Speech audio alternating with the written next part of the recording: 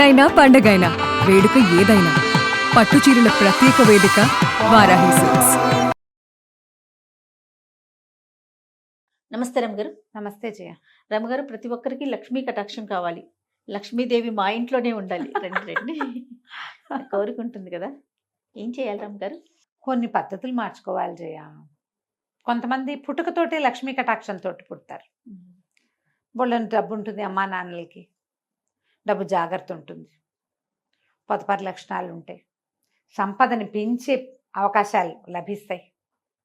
మళ్ళీ అక్కడి నుంచి అత్తారింట్లోకి వెళ్ళినప్పుడు వీళ్ళే చదువులై వ్యాపారాల్లోనో ఉద్యోగాల్లోనో ప్రవేశించినప్పుడు డబ్బు వచ్చే లక్షణమే ఉంటుంది, ఆటోమేటిక్గా ఉంటుంది. మిడిల్ క్లాస్ కుటుంబాల్లో ఇది ఏదో చిన్న సంపాదనలు, చిన్న జీవితాలు, పిల్లలు ఏదో చదువుకొని పైకి వస్తారు. ఒక్కొక్కడికి బాగా వస్తుంది. ఒకేలాగా చదువుకుని ఒకే కాలేజీలో ఉండి ఒకే చోట ఉద్యోగాలు వచ్చిన వాడు కూడా ఒక్కొక్కడికి లక్షల కోట్లలోకి వెళ్ళిపోతాడు. ఒకడు లకారాల్లోనే ఉంటాడు, ఒకడు అది కూడా లేకుండా ఉండేవాడు కూడా కనిపిస్తాడు. ఇవన్నీ మనం అంతే రాసుకొచ్చినవి. మొదటిది అది మనమే మార్చలేం, మన పుటక మన పెంపుదల మార్చుకోలేం కదా. అదృష్టాలు, కలిసి రావటాలు, కలిసి వచ్చే కాలం, నడిచి వచ్చే కొడుకొస్తాడు, ఇవన్నీ ఓకే. మన లివింగ్ స్టైల్లో కూడా డబ్బు పద్ధతుల్లో డబ్బుని హ్యాండిల్ చేసే విధానాలు, మన ఇల్లు వాకిళ్ళు, మన ప్రవర్తన, మన నియమావళి, ఎథిక్స్, ఏదైనా చేసేటప్పుడు సరైన విధానంతో చేయటం, కొంత దైవారాధన, ఇవన్నీ సరిగ్గా ఉంచుకుంటే ఆటోమేటిక్గా లక్ష్మీ కటాక్షం లభిస్తుంది. కటాక్షం అంటే కొంతమందికి అవసరాల కంటే కొంత డబ్బు ఎక్స్ట్రా ఉండాలని కోరుకునే కటాక్షం కొంతమందికి. అవును, కోట్లు కురిసిపోయి మనవాళ్ళ దాకా డబ్బు ఉండాలనుకునే వాళ్ళు కొంతమంది కదా. ఆ మనవాళ్ళ దాకా ఉండాలంటే కొల్లగొట్టాల్సిందే కానీ కటాక్షాల వల్ల అవదది. బాగా చెప్పారు. ఎవరినెత్తనైనా చేయబెడితేనే మనవాళ్ళ దాకా కుదురుతుంది. వ్యాపారస్తులకి ఇది సులువు. వ్యాపారాలు చేసే దాంట్లో 3-4 తరాల దాకా డబ్బు నిలుస్తుంది. ఉద్యోగస్తులు సాధారణంగా ఏదో చిన్న పొన్న వ్యాపారాల వాళ్ళు, ప్రధానమైనది ఉద్యోగస్తులకి ఇది కొంచెం కష్టం కదా. అయితే మన లివింగ్ స్టైల్లో మార్పులు, ఇల్లు వాకిళ్ళు శుభ్రంగా ఉండటం, లక్ష్మీ కటాక్షం. మరి శుభ్రంగా ఉన్న ఇంట్లోకి లక్ష్మీదేవి వస్తుంది జయ, లేకపోతే రాదు. ఇంట్లో పాతవి, చెత్తవి, పురాతనమైన సామాగ్రి, ఎవరివో వస్తువులు ఎప్పుడు మన ఇంట్లో ఉండటం ఎంత ఇష్టమో జయ. మా ఇంట్లో కూడా ఎప్పుడు ఎవరో ఒకళ్ళు ఉంటూ ఉంటాయి. ఎవరో ఒకళ్ళు వస్తారు, చుట్టాలు పక్కాలు ఉండిపోతాయి. వేరే వాళ్ళ బట్టలు, పాత సామాన్లు వాళ్ళవి మీ ఇంట్లో ఉంచుకోవద్దు. మీ ఇంట్లోనే పాత బట్టలు, పాత వస్తువులు, చెత్తా చెదరం సామాను, ఎప్పుడో 5-6 ఏళ్ల క్రితం తీసుకొచ్చిన నూనె టిన్నులు అవి ఉంచొద్దు. వాకిళ్ళకి ఎండిపోయినవి తోరణాలు, ఈ ఊలువి, పువ్వులవి, పేపర్లవి కొనుక్కొస్తుంటారు. అవి దుమ్ముగా అయితే పాత పడితే బయట పారేసి కొత్తవి కొనుక్కోండి బెటర్. నేనైతే చెప్తాను, అసలు అలాంటివి తగిలించద్దు వాకిళ్ళకి. ఏదైనా పండగ అప్పుడు పెట్టుకుంటామా, పండగ వంగానే దులిపేసి లోపల పెట్టేసుకోండి. పండగలకి అలంకారాలు చేస్తారు కదా, అన్ని వేళ్లాడేసి చేస్తారు. వేళ్లాడేసిన వాడు అన్నీ తీసేసి శుభ్రంగా లోపల పెట్టేసుకోండి. పేపర్లు అంటిస్తారు, అన్నీ తీసేసేయండి. ఇంట్లో పాత నూనె కాగితాలు, కవర్లు, అవి ఇవి చెత్త చెదారం ఉండనివ్వద్దు. ఇల్లు క్లీన్గా ఉంచండి. ఖర్చులు పెట్టేటప్పుడు అవసరమా కాదా అని 2-3 సార్లు బేరీజ్ వేసుకుని ఖర్చు పెట్టండి. ఈరోజు ఖర్చును రేపటికి వాయిదా వేసుకోండి. ఇది పెద్ద మన స్లోగన్ అనమాట. అది ఖర్చుని వాయిదా వేయటం. అది అన్నీ కాదు, కూరలు, నార్లు, పులుసు, పప్పు వాయిదా వేయలేం కదా.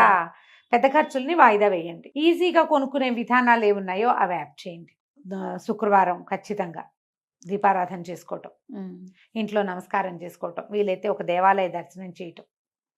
ప్రతిరోజు దీపారాధన చేస్తే చాలా మంచిది. వాకిలి గుమ్మం శుభ్రంగా ఉంచడం, వాకిలి గుమ్మంలో చక్కగా ముగ్గు, గుమ్మాన్ని కొంచెం పసుపు కుంకుమ, ఈ గుమ్మంలో పాలు పోయటం, వాకిట్లో పసుపు కుంకుమ వేయటం చేయబోకండమ్మా. నేను చాలా నమ్ముతాను జయ. నేను కొన్ని వాకిళ్ళలో చూస్తే శుక్రవారం ముగ్గేసి పసుపు కుంకుమ వేస్తారు. నేను చూస్తాను. ఇప్పుడు ఆ పసుపు కుంకాలు ఏనాడు ఎప్పుడు వేస్తారో తెలుసా? అసలు పసుపు కుంకుమ వేయకూడదమ్మా.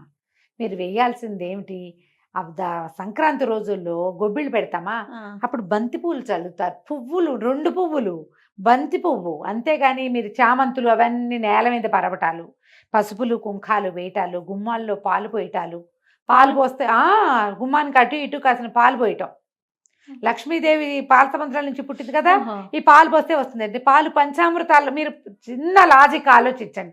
ఎక్కడో చదివి ఉంటారు, ఏ గురువు గారో చెప్పుంటారు, అది పోసాకే మనకేదో వచ్చిందని మీరు నమ్ముతారేమో. కానీ ఒక్కసారి కొంచెం చిన్న లాజిక్ ఆలోచించండి. పసుపు, కుంకుమ, పువ్వులు పరమ పవిత్రమైన వస్తువులు. అవును. కుంకుమ చిటికెడు చేయి జారి పడితే ఎంత పీకుతుంది మనసు. ఉమ్. అయ్యో అయ్యో అయ్యో పడిపోయింది పడిపోయింది పడిపోయింది, అదైపోయింది ఇదైపోతుంది అనుకుంటాం. నువ్వే వాకిట్లో వేస్తావా దాన్ని? తొక్కుతాం కదా. ప్రధానమైంది, ఎవరెవరో ఏ చెప్పులతోటో ఏ కాళ్లతోటో తొక్కుతారా? తొక్కిన వాడికి తొక్కిన పాపము, తొక్కించిన పాపం నీది, వేసిన వాడిది అంతే పెద్ద పాపం కదా. మరి. వేయకండి, అక్కర్లేదు. మీరు వాకిలి గుమ్మం శుభ్రంగా ఉంచుకోండి. వాకిట్లో ఒక ముగ్గేయండి చక్కగా. ఏ చాక్పీస్తోటో వేసుకుందాం. ఇది వరకు బియ్య పిండితో వేసేవాళ్ళు. వేసుకోనివ్వరు. ఇప్పుడు ఇవన్నీ గచ్చులు, అరుగులు, అవును అవును ఏవో మొజాయిక్ స్టోన్స్ గిన్స్ ఉంటాయి కదా అన్ని అవును. రకరకాల స్టోన్. ఏదో వేసుకోండి ముగ్గు. వాకిలి చక్కగా అందంగా. పచ్చటి మొక్కలు 2 వాకిట్లో ఉంచుకోండి. ఇంట్లో తులసి మొక్కని వెళ్ళిపోనివ్వకండి, నిద్రపోనివ్వకూడదు తులసమ్మని. ఆ. ఒకవేళ తులసి నిద్రపోతోంది, పోయేలాగుందంటే ఇంకోటి ఇంకోటి. తెచ్చి పెట్టుకోండి. ఇప్పుడు కూడా తులసిని ఉంచుకోండి. పచ్చగా. ఆకుపచ్చదనం వాకిట్లో, దొడ్లో కాస్త బాల్కనీస్లో కనపడేలాగా ఉంచుకోండి. ఎప్పుడు తలుపుల మీద బట్టలు వేసి ఉంచద్దు. ఉమ్. తలుపుల వెనకాల చున్నీలు చేరతాయి. వారానికో 10 రోజులకో తీసి మళ్ళీ జాడిచ్చి లోపల పెట్టుకోండి. తలుపుల మీద టవల్స్ ఆరేస్తా ఉంటారు అమ్మగారు. టవల్స్ ఆరేయద్దు, తువ్వాళ్ళు ఆరేయద్దు. తలుపుల మీద బట్టలు ఆరేస్తే అప్పులు పెరుగుతాయని చెప్తారు. ఉమ్. అవునో కాదో? అవన్నీ అసహ్యంగా ఉంటాయమ్మా. అందంగా ఉండదు ఆ వస్తువు, ఆ విషయం బాగుండదు. అంతేగా. తలుపుల్లో దుమ్ము ఉంటుంది, ఆ దుమ్మంతా మన ఒంటి మీదకి చేరుతుంది. ఏ పురుగో ఏదన్నా చిన్న ఆ, చిన్న ఉన్నా, అవి వస్తాయి కదా ఒంటి వెళ్తాయి కదా. మీదకి, ఆ. టవల్స్ మీదకి. ఓకే. కొంచెం ఈ దేవతార్చన విధానాలు అవి మార్చుకోండి. కొంచెం ఎవరికైనా సహాయం చేయాల్సి వచ్చినప్పుడు శుక్రవారాలు సాయంకాలం, శుక్రవారం నాడు కబుక్కున డబ్బులు ఇవ్వద్దు ఎవరికి. అంటే ఇప్పుడు మీరు పని చేయించుకుని పని మనిషికి జీతాలు ఇవ్వచ్చు, తప్పులేదు. ఉమ్. పని చేస్తుంది కాబట్టి ఏదైనా మనం కొనుక్కోవచ్చు అవసరమైతే. ఉమ్. కానీ ఒట్టిగా ఇచ్చేటప్పుడు శుక్రవారం ఇవ్వకండి, మిగిలిన వారాల్లో ఇవ్వండి. ఈ శనివారం పూట ఇవి ఉంటాయి కదా, కాయిన్స్ అట్టు పెట్టుకోండి, వీటిని దానం చేయండి. ఎవరైనా వాకిట్లోకి ఒక ముద్ద అన్నం పెట్టు అని అడిగితే తప్పకుండా పెట్టండి. ఏదో ఒక వారంతో తిండి పని లేదు పదార్థం, అసలు. వారంతో పని లేదు. ఓ తిండి పదార్థం ఏదైనా ఒకటి, ఒక లడ్డు ఉంది, ఏం లేవు, కూర నార లేవు, ఆ లడ్డు నాయన ఇదే ఉందని చేతిలో పెట్టండి. అలాంటివి అపార్ట్మెంట్లలో పైకి ఎవ్వరూ రారమ్మా. అవును. పైకి రారు, అందరు కిందే కనపడతారు. ఎవరన్నా చేయి చేస్తే శనివారాలు తప్పకుండా ఒక కాయిన్ దానం చేయటం పెట్టుకోండి. కాసిన కాయిన్స్ బ్యాగ్లో వేసి పెట్టుకుంటే సాటర్డే మనకి ఎవరైనా కనపడ్డారు, వాళ్ళ చేతిలో 2-3 కాసులైనా పెడుతూ ఉండండి. ఇవన్నీ పాత విధానాలే, పాత పద్ధతులు. ఓకే. సో లక్ష్మీ పూజ చేసుకుంటారు. మీ ఓపిక ఉంది, మీకు చేత వస్తే చదువుకోండి. లక్ష్మీ కటాక్షం కలగటానికి పెద్దవాళ్ళు మొదటి నుంచి చెప్పింది కనకధారాస్తవం, అది చదువుకోమంటారు. ఓకే. ధన ప్రవాహం కనిపిస్తుంది అని. మీకు వచ్చేది ఎక్కడైనా ఉండి, అవకాశం ఉండి చేతికి రానప్పుడు ఈ కనకధారాస్తవం చదువుకుంటే శుక్రవారాలు మంచిది. రోజు చదువుకోగలరా? మహత్తరంగా ఉంటుంది. అంతే. చదువుకోలేరు, శుక్రవారం ఒకనాడు చదువుకున్నాం. శుక్రవారం రాహుకాలం పొద్దున్న 10:30 నుంచి 12 గంటల లోపల 10:30కి దీపం పెట్టేయండి. ఇంకా కొంచెం ముందే పెట్టగలిగితే మంచిది. అది రాహుకాలం అంతసేపు వెలిగేలాగా చూసుకోండి. 12 గంటల దాకా దీపం ఉండేలాగా చూసుకోండి. ఏదైనా దేవాలయ దర్శనం చేయండి శుక్రవారాలు. లక్ష్మీదేవి అంటే మామూలుగా విష్ణువాలయాల్లో పక్కన అయ్యవారి పక్కన లక్ష్మీదేవి అమ్మవారు ఉంటుంది ఉంటారు కదా, కదా. అమ్మవారు ఉంటారు, అక్కడికి వెళ్ళండి. ఇంట్లోనే లక్ష్మీ పూజ చేసుకునేటట్టయితే పూజ చేసుకోండి. శుక్రవారం మహాలక్ష్మి పూజా విధానం, ఎంత చిన్న పుస్తకం దొరుకుతుంది, నిత్య గౌరీ శుక్రవారం మహాలక్ష్మి పూజా విధానం, 5 రూపాయలు 10 రూపాయల పుస్తకం ఉంటుంది. నిదానంగా కూర్చొని చదువుకోండి. తేలికపాటి శ్లోకాలే, బరువు ఉండదు. షోడశోపచారాలు చేసేయండి లక్ష్మీదేవికి. శుక్రవారం మీరు ఓపికగా పూజ చేసుకోగలిగితే అంత శనగపప్పు వేసి బియ్య పాయసం, క్షీరాన్నం చేసేసేయండి. శనగపప్పు లక్ష్మీదేవికి ప్రీతి అని చెప్తారు.